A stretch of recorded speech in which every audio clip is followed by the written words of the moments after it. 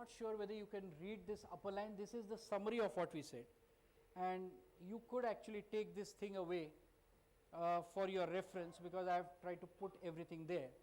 But essentially, these are the tests: PTH, calcium, phosphate, magnesium, 25 hydroxy D, 125 hydroxy D, and creatinine. And just see one reference. If you have hypoparathyroidism, the basic abnormality is low parathyroid hormone.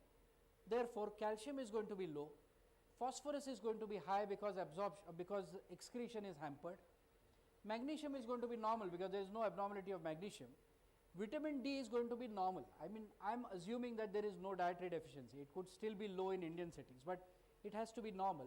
125 will be normal, again because there is nothing there, and creatinine will be normal. But if you take vitamin D deficiency, you start with the primary abnormality being 25 hydroxy D. So, this is going to be low, but 125 will often be normal, because the conversion of 25 to 125 is rate driven, and that will often remain normal. Therefore, your calcium generally will remain normal, it will not go down.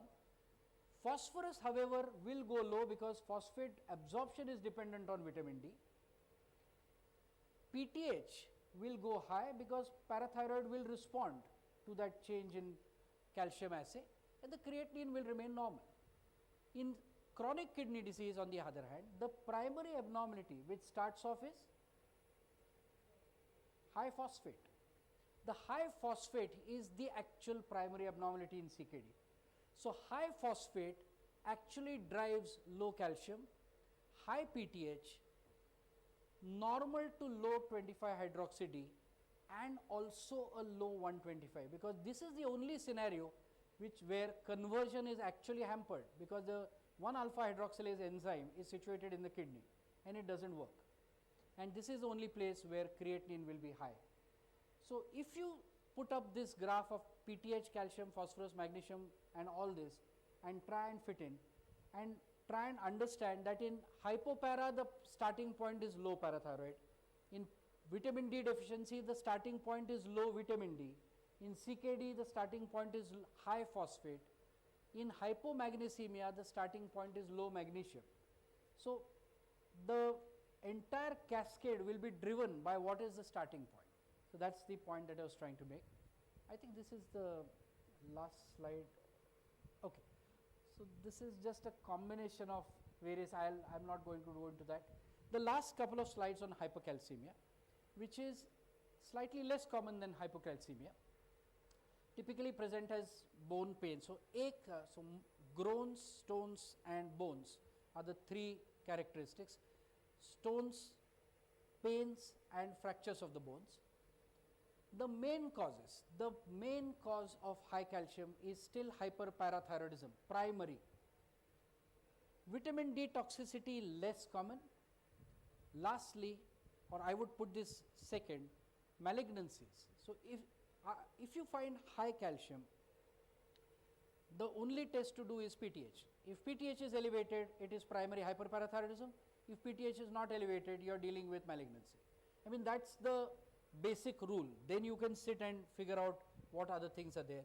And if you have a high PTH, there is no other diagnosis except primary hyperparathyroidism, or in rare cases tertiary, if the creatinine is very high and the patient has chronic kidney disease.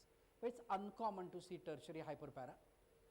Non-elevated PTH, commonest is malignancy, and it could be malignancies of the kidney, lung, prostate, breast, anything.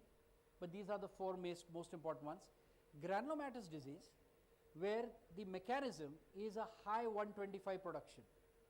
So, the granulomatous tissue, sarcoidosis, histoplasmosis, tuberculosis, all of them can cause actually formation of vitamin D in their tumor substance and therefore cause vitamin D. Thyrotoxicosis, again not so uncommon, and prolonged immobilization. So, person in bed for days together can develop hypercalcemia due to excessive mobilization of calcium from the bone.